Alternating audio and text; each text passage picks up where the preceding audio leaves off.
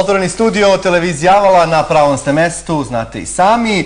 Da li ste znali da je Srbija jedina zemlja u području od Turske do Austrije koja ima filmsku asocijaciju kao organizaciju? Zanimljivost više što je ona pokrenuta od strane privatnog sektora, firmi i freelancera o različitim oblastima filmske, televizijske i reklamne produkcije. Ima dobrih vesti. Jedna je da je Srpska filmska asocijacija od Evropske unije za implementaciju projekta unapređivanja okruženja naklonjenog filmu dobila donaciju u zanimljivoj vrednosti.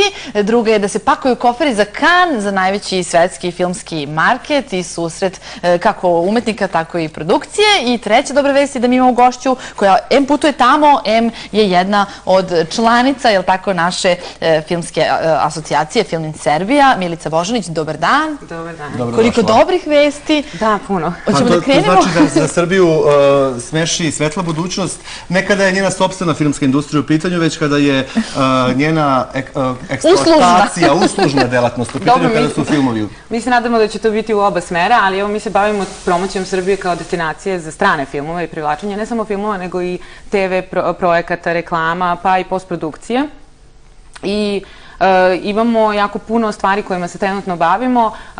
Promocija je već 2 godine aktuelna, aktivna, jako. Nastupamo na svim velikim sajmovima i marketima i zaista je veliki odziv ljudi koji su u početku bili skeptični prema tome šta je Srbija, a sada već nas prepoznaju, već se raspituju, jako puno upita dobijamo.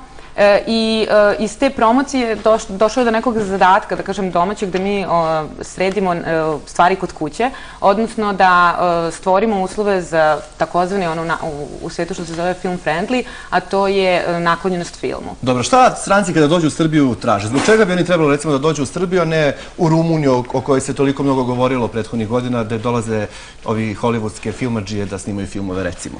Pa ono što svi strani filmski radnici traže, a to su i lokacije, kojih mi imamo jako puno raznovrsnih i volimo da kažemo da je Srbija jedan otvoreni studio pod vedrim nebom, zato što na malom prostoru mogu da nađu toliko različite lokacije, možemo da budemo Srednja Evropa, Mediteran, čak u pogledu nekih perioda od ranije istorijskih možemo dosta toga da glumimo, a s druge strane tu su cene naravno i mi smo po nekim proračunima i gledali da Srbija je jeftinija od 25 do 30% u odnosu na region, zato što u Evropi su top destinacije, bila je Češka, potom je Mađarska preuzela taj primat, Rumunija je tu i sada smo se i mi uključili u to, a ono što je još bitnije jeste da je vlada u februaru ove godine uvela filmske podsticaje koje imaju sve zemlje koje ozbiljno žele da se bave ovim poslom, tako da se ozbiljno približavamo Mađarskoj koju ovako, da kažem, gledamo kao neki uzor u tome šta je postigla u pogledu privlačenja stranih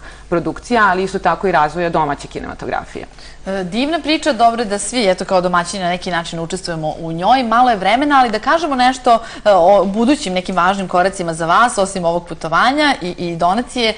Šta je najvažnije što ćete raditi? Pa evo, već tokom ove nedelje krećemo u Cannes, u Grand Hotelu, u samom centru dešavanja na Canneskom festivalu imat ćemo kancelariju u kojoj će se držati sastanci i prezentacije sa stranim producentima koji imaju već konkretne projekte i upite, dakle, pregovaramo za nove projekte. Posle toga, već od početka juna, idemo u Los Angeles gde se održava svetski sajam lokacija. To je najstariji i najozbiljniji sajam lokacija, traje već 26 godina i ove godine je podignut na jedan viši nivo, odnosno dešava se zajedno sa Produced by konferencijom koju organizuje Asocijacija američkih producenata. Dakle, da kažem, razvijenija esnafska organizacija i nama je drago što već evo 3. godinu izlažemo na tom sajmu, što nas svrstava u lidere u regionu, jer predstavljamo ovaj deo Evrope. Jel se možete već vratiti sa ugovorenim poslom, pa da nam svratite, da nam kažete kog ćemo glumca vidjeti? Mi se nadamo da ćemo imati nekih. Ne mora da bude Tom Cruise, neka bude neka evropska zvezda, nama će biti dovoljno. Biće to dobro i za... Colin Firth, recimo. Recimo, biće to dobro i za privredu naše zemlje. Milice, hvala vam što ste bili gošća Otvorenog studija.